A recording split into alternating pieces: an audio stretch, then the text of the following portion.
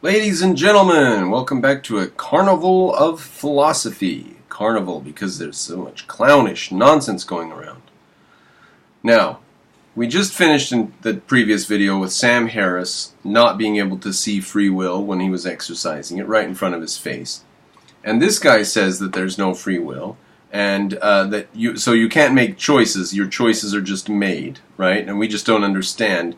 It's just an illusion that we're making the choices. We don't understand the mechanisms behind it. It's not actually a choice. Okay? So, his philosophical belief is we don't have choices, and he even says he can never take Ayn Rand's philosophy seriously because he's a determinist, and she is not. Now, at 34 minutes and 31 seconds, when human beings have no free will and cannot make choices, let's hear what happens here. Robots have the ability to make choices, but... What? Robots have the ability to make choices, but... What? But it's predetermined. Right? Or what? Robots have the ability to make choices, but there's not really free will there? Or is there actually free will there? Because he goes on and on about humans don't have the ability to make choices, right? Humans don't have free will. We are not making choices. We are living through some sort of pinball machine delusion of choices that we think are choices, but we're not. We're being coerced. Remember that? We're being coerced in our mind. Robots, however, can make choices. Why do we not also apply the same thought to human beings? Robots have the ability to make choices, but those choices are limited by its programming. Their turns, their knowledge.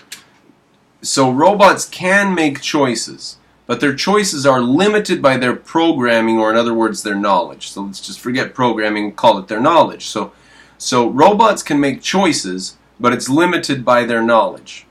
Now, I've looked and looked and looked. You were there in the last video where I said I could not find a robot making a choice. I couldn't find an AI making a choice, and if you have an example, put it in the comments. I can't find it. Even Deep Blue fighting Kasparov over the chess battle of the century was not making choices, it was just running a program. I cannot find them making a choice. Now, isn't it strange that he cannot find humans making a choice, but he is able to make a bald-faced assertion that computers can make choices? That is like autistic or something. He is like autistic or something. He must be. He must be. If he thinks computers can make choices, but humans can't. Now, I can't find where humans, or where computers make choices. I can't find anything. I can't find anything. Not in Deep Blue, not in Google, not in the one that won Jeopardy, Watson. I can't find Watson making any choices. Watson came back with weird answers that sometimes made no sense in that Jeopardy game. So I can't even find Watson making a choice. So I can certainly find humans making choices. It's very bizarre that they can't see humans making choices right in front of their eyes, but they think computers can? That's just very autistic. That is very, very autistic. I just have to hear it one more time to make sure. Choices, but those choices are limited by its programming, or in other terms, their knowledge. Does this mean robots have free will as well? Is it possible? Well, do we have... My computer is slow. Oh God, is it still recording the video? It's upset at me for some reason. Do we have free will or not? I think it's caught up. I'm sorry about that, ladies and gentlemen. Everything froze for a second. My computer doesn't like when I'm uploading one video while I take another one. Sometimes it has to be silly. Alright. Do we have free will or not? He says, does this mean that computers have free will as well? But you've denied human beings free will already. So do we have it or not? Make up your mind. I don't know. Robots to achieve free will. If not, then what are the factors that inhibit this? I believe robots will never have free will because humans never had it to begin with. It's an illusion. The above situation leads me to believe in what's called soft determinism. But he said robots can make choices. Now, so for him, choices just means there were two things possible and it went one way. That's all choice means to him. And we, as humans, can't make choices because we are actually determined to go down the path that we end up going down. The idea of choice is an illusion. So for him, computers and robots have more free will than people because they have options that they choose among. We do not. He says, now I don't have an example from him, but I'm just taking what he says. He says that the computers can make choices, robots can make choices, but they're limited by their knowledge, by the computer robot's knowledge. Now I don't know an example of what that is, but humans can't make choices. They are just determined. They're just a determined pinball machine. So, in his strange philosophy, he could allow for choice, for free will in robots. Philosophically, he's got it. He's got it. He's right there with it. He says that we invented robots and we don't have free will, therefore they never could. That's a pretty flimsy argument. You know, you're arguing against free will to begin with. That's stupid. Then you're arguing that computers have free will. That's really stupid, that they can make choices. You're saying that. You said it. And now you're saying, but... No, your philosophy has dumped you at that doorstep, dude.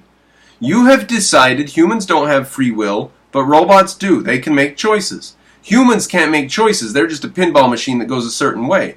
Computers have several options and they choose one of them because of whatever, their programming or sense input, limited by their knowledge, whatever that means. So computers have free will, dude. You've been dumped at the doorstep of this fact. Your philosophy has brought you here, to computers having free will, but humans not. And then he says, to get himself out of the mess that he's stuck himself in, and supposedly to make himself look like less of an idiot fool than he already looks, he says, but computers can't have free will because humans invented them, and so humans can't have free will, and so computers can't. Why can't we invent something with free will? Because we didn't have free will. We never had it to begin with. So we can't impart it to anything.